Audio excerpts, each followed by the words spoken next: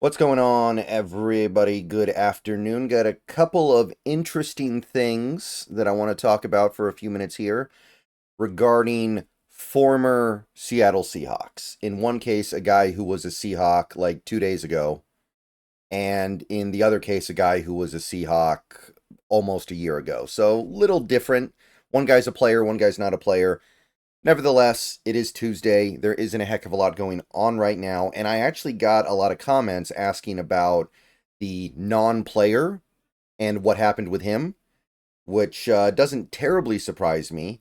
But yeah, let's just go ahead and talk about this. Let's say what needs to be said about a couple of different things that happened this morning. So, first, Tyrel Dodson. Tyrel Dodson has been claimed off waivers by the Miami Dolphins. So their linebacker core is now presumably going to be Jordan Brooks and Tyrel Dodson. Those are going to be, I would guess, the starters. Maybe Dodson's being brought in as a backup. I'm not sure, but a lot of people think the reason why he's not in Seattle anymore is because they tried to make him the backup and he wasn't down with that. So we'll see. We'll see. But yeah, he goes to the Miami Dolphins, which actually is good news for the Seahawks.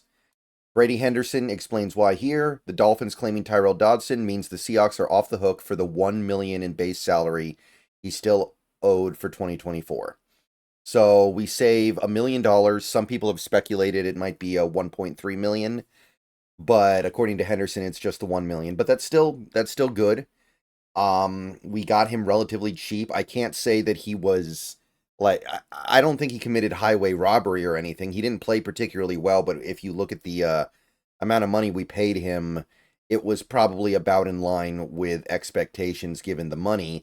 Now, I will continue to say that based on how he played last year in Buffalo, I was definitely disappointed in him, but he wasn't terrible. He just wasn't really good. So we save $1 million. That's going to roll over into next year now, and that's going to help us pay somebody on a big extension. I don't know who. It's going to be somebody. Extensions are coming this offseason. We just need enough money for it. So, Dodson, good luck in Miami. Not exactly a likely playoff push being made in Miami this year, but it's not impossible yet either. Um, I presume he's going there because he's actually going to play. That's what I would assume. I don't think it's necessarily because he thinks Miami's got a line to the playoffs and Seattle doesn't. So yeah, good luck, Dodson. Sorry it didn't work out, but we're moving on, and I'm not against it. I'm not necessarily say I'm not necessarily gonna say I'm for it, but we got to keep moving on until we find the right kind of guys for the defense that we run, and Dodson wasn't it. All right, so I wanted to go and get that out of the way because the thing that people are really talking about this morning has concerned former Seahawks offensive coordinator Shane Waldron. Shane Waldron has been fired by the Chicago Bears after 9 games. Took 9 games for the Seattle Seahawks to move off of Shane Waldron. They're promoting somebody from in-house, some Rams guy. I can't remember his name. But yeah, Waldron is out of there.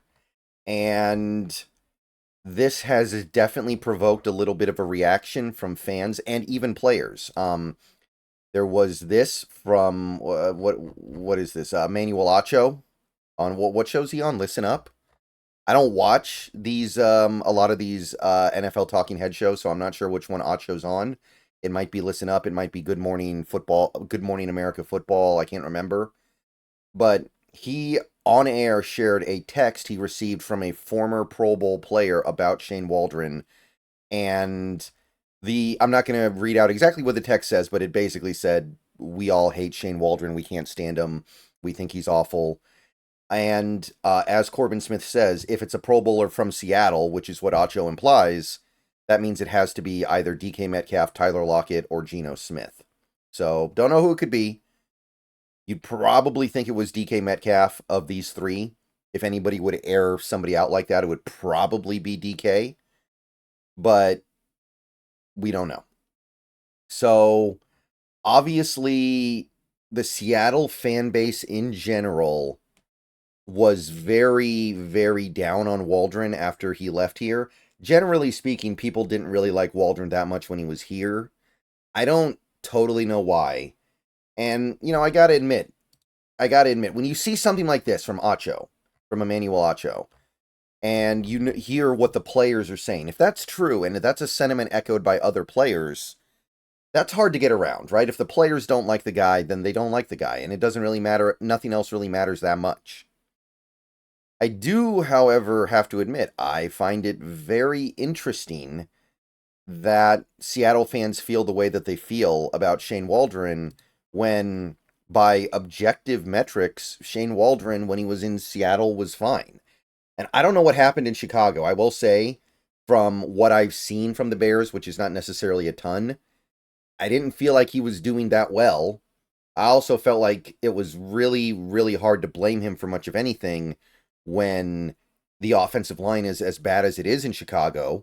I'm not sure he was doing everything he could to maximize what he could get.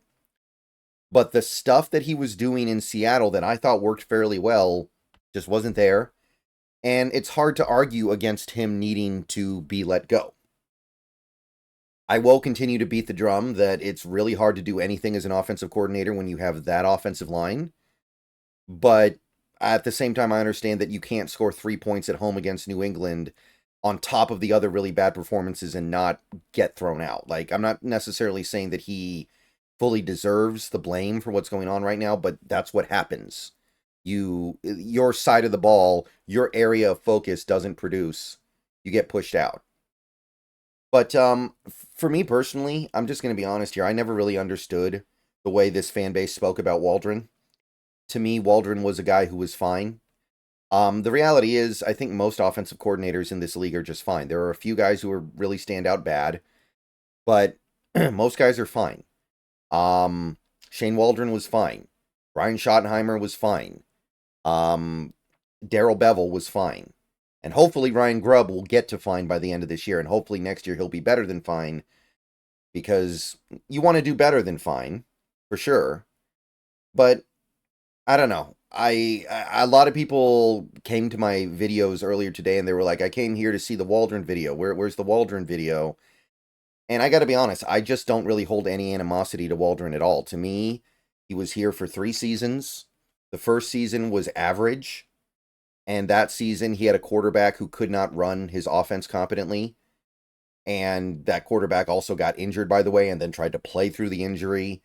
And there was a lot of stuff that was messed up there that I don't really think had anything to do with Waldron. The second year was good. Really good, honestly. That was a top 10 offense with a slightly above average offensive line, I would say. A quarterback that the entire league had left for dead. He helped revive Geno's career into a Pro Bowler. He's part of that. I'm not saying he was the biggest part of that, but he was part of that. And he got us to the playoffs with a terrible defense.